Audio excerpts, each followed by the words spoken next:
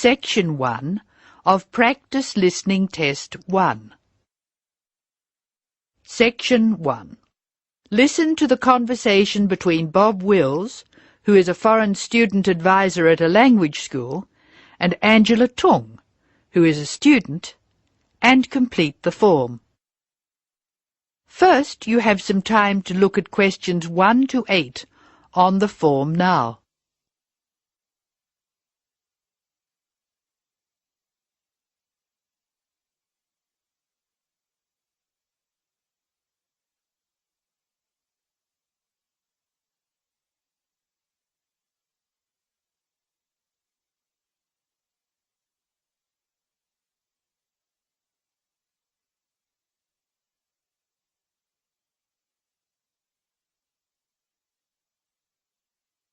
You will see that there is an example which has been done for you. The conversation relating to this will be played first.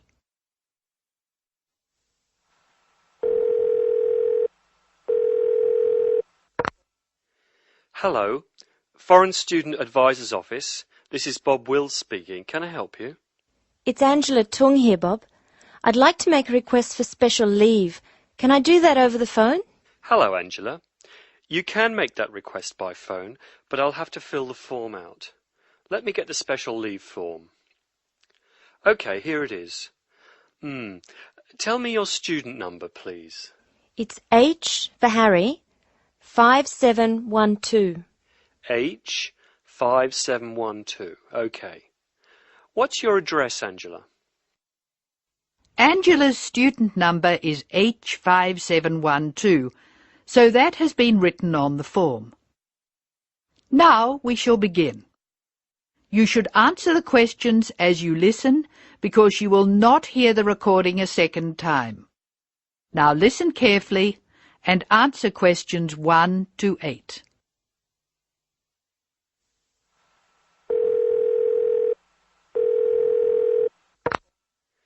Hello, Foreign Student Advisor's Office. This is Bob Wills speaking. Can I help you? It's Angela Tung here, Bob. I'd like to make a request for special leave. Can I do that over the phone? Hello, Angela. You can make that request by phone, but I'll have to fill the form out. Let me get the special leave form. OK, here it is. Tell me your student number, please. It's H for Harry, 5712. H5712. OK. What's your address, Angela? I live at 10 Bridge Street, Tamworth. 10 Bridge Street, Tamworth. And your phone number? The telephone number's 8106745. Thanks. What course are you doing? I'm in the writing class. Writing. Who's your teacher this term? Mrs. Green. She spells her name like the colour. Thanks. When does your student visa expire? Let me look. July 15. July 15. OK. Which term do you want to take leave? Do you want dates? First, I have to write a term number. When do you want to take leave? In term 1. OK. Term 1. Now, can you tell me what are the exact dates? I'd like to be away May 31 to June 4. OK, I've got that. You'll miss 4 working days between May 31 and June 4. Is that right? Only 3. I'll be away over a weekend. I'll be back at my classes on June 5, so that's 3 days away. Look at questions 9 to 12.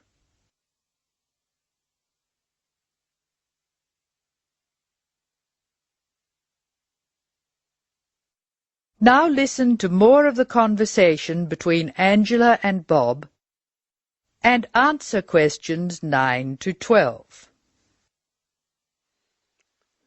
Why do you want to take leave, Angela? I'm going to visit my Aunt May. She's my mother's sister. She and her husband are my guardians while I'm here. Where do they live? About 50 kilometres from here, near Armidale. Do you have to take so long if they live nearby? My mother is coming with me. She's come for a holiday, so she wants to have some time with May. And I want to spend some time with my mother too. Aren't you going home soon? I've applied to extend my time here. I expect to go home in 12 months. That is the end of section 1. You now have some time to check your answers.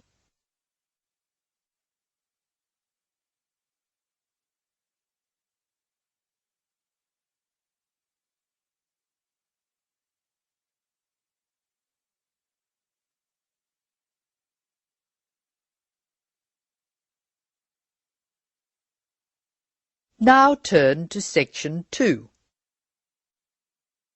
Section 2. You are going to hear a tape recording of instructions and advice which a woman called Martha has left for her friend John, who is coming to stay at her house and take care of it while she is away. First, look at questions 13 to 18.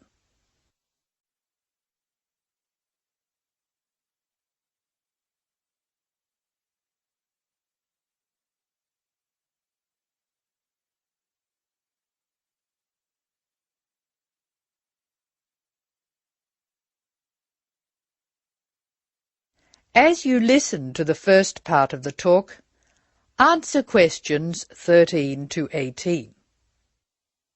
Hello, John. Welcome to the house. I'm really pleased that you can be here to look after my house while I'm away. Here are some things you need to know about the house. Important stuff like when the garbage is collected. In fact, let's start with the garbage, which is collected on Friday. Just write garbage on the calendar on the days they take it away. Put it out on Friday every week. That'll be Friday 22nd, Friday 29th, and Friday 5th. It's a really good service. The trucks are quiet and the service is efficient. The bin will be put back outside the house empty. It's a good idea to put it away quickly. This street can be quite windy. I once watched my next-door neighbour chase her bin the whole length of the street. Every time she nearly caught up with it, it got away again. The waste paper will be collected this Tuesday. That's Tuesday 19th. There's a plastic box full of paper in the front room. Please put it out on Tuesday. The truck will come during the day. If you don't mind collecting old newspapers and other paper and putting them in the box, I'll put it out when I come home. The paper people only come monthly. I have some things to give to charity in a box in the front room. Would you put it out on Monday the 25th, please? It's a box of old clothes and some bed linen which I've collected, plus a few other bits and pieces. Be careful when you pick it up, because it's heavier than you might expect. The charity truck will come by during the day on the last Monday of the month.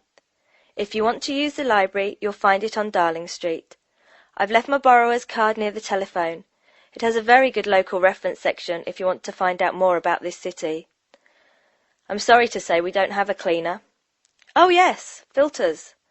Please would you change the filters on the washing machine on the last day of the month, which is Sunday the 31st. We find that the machine works much better if we change the filters regularly. The gas company reads the meter outside the house, so don't worry about that. I think that's all the information about our calendar of events. Now look at questions 19 to 24. Circle the correct answer.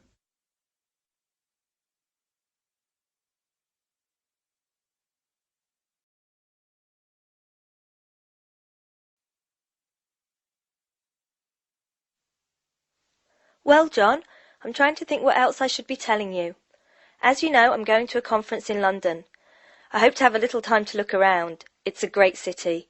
I do hope I manage to get to at least some of the theatres and museums. I'm looking forward to all the things I have to do at the conference too. I'm giving a paper on Tuesday the 26th, and there are a couple of really exciting events planned later in the conference programme. I hope to meet up with an old teacher of mine at the conference. She taught English literature at my old high school, and we've kept in touch through letters over the years. She teaches now at the University of Durham, and I'm really looking forward to seeing her again. By the way, I expect you're hungry after your trip. I've left a meal in the refrigerator for you. I hope you like cheese and onion pie. Would you do me a favour, please? I haven't had time to cancel an appointment. It was made a long time ago and I forgot about it until this morning. It's with my dentist for a checkup on Thursday the 28th. Could you please call the dentist on 816-2525 and cancel the appointment for me? Thanks a lot, John. One last thing. When you leave the house, make sure the windows and doors are shut and set the burglar alarm. The alarm code number is 9120, enter. Have fun. I'll see you when I get back. This is your friend Martha saying goodbye. That is the end of section 2. You will now have some time to check your answers.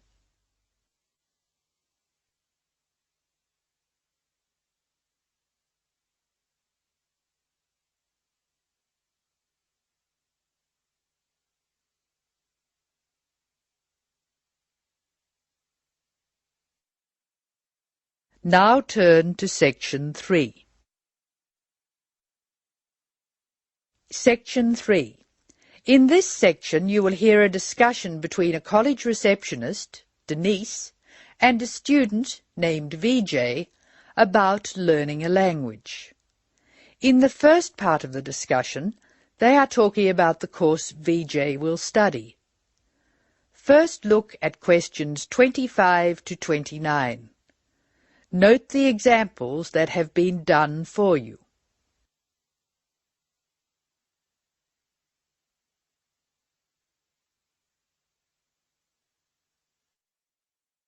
Using no more than 3 words or numbers, complete the table. Hello. May I help you? Hello. Is this the right place for me to register to study foreign languages? Yes, it is. May I have your name, please? VJ. My family name is Paresh. VJ Paresh. Okay. Do you have a telephone number? Yeah. 909-2467. Thank you. Now, which language would you like to learn? We offer French, Italian, Cantonese, Mandarin, Spanish, Portuguese. I'd like to learn Spanish, please. Okay. Our classes are conducted in lots of different places. We have classrooms in the city and here in this building. What's this building called? This is Building A. I work near here, so it'd be best to study in Building A. What time do you want to come to lessons? They go on for 3 hours and they start at 10 a.m., 4 p.m. and 6 p.m. I wish I could come to the daytime lessons, but I can't. So 6 p.m, please. That's our most popular time, of course. Have you ever studied Spanish before? No, I haven't. We describe our classes by level and number. Your class is called Elementary 1. Okay. When will classes start? Elementary 1 begins, just a minute. It begins on August 10. Great. Now what else do I have to do? Now look at questions 30 to 32.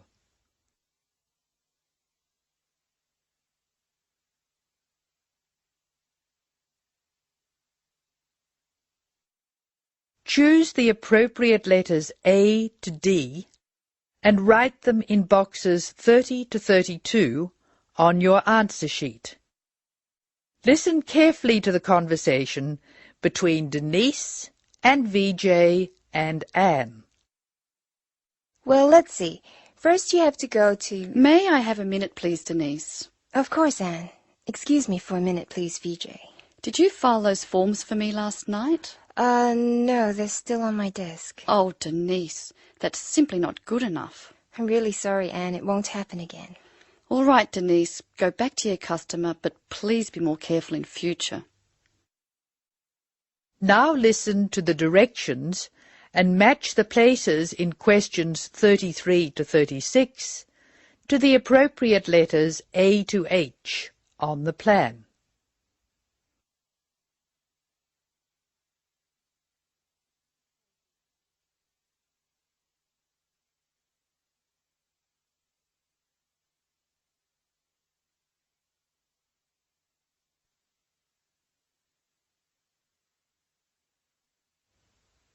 I'm sorry, Vijay. What were you saying? I wanted to know what else I had to do. Oh, of course. Please go to the building on the other side of Smith Street. I want you to go to the reception area first. It's just inside the door on the left as you enter from Smith Street. Give them this form. Okay. Do I pay my fees there? No, but the fees office is in the same building. Go past the escalators and you'll see a games shop. It's in the corner. The fees office is between the games shop and the toilets. Thanks. Where can I buy books? The bookshop is opposite the lifts. It's right next to the entrance from Robert Street. Your offices are spread out. Not as badly as they used to be. By the way, we offer very competitive overseas travel rates to our students. Oh, I'd like to look into that. Of course. The travel agency is at the Smith Street end of the building, in the corner next to the insurance office. Thank you very much. Bye. This is the end of section 3. You will now have some time to check your answers.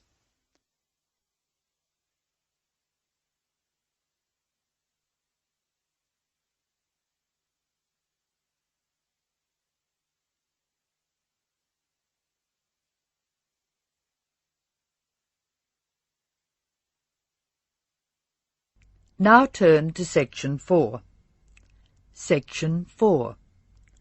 You will hear an extract from a lecture on traffic management. Listen to what the speaker says and answer questions 37 to 40. First, you have some time to look at the questions.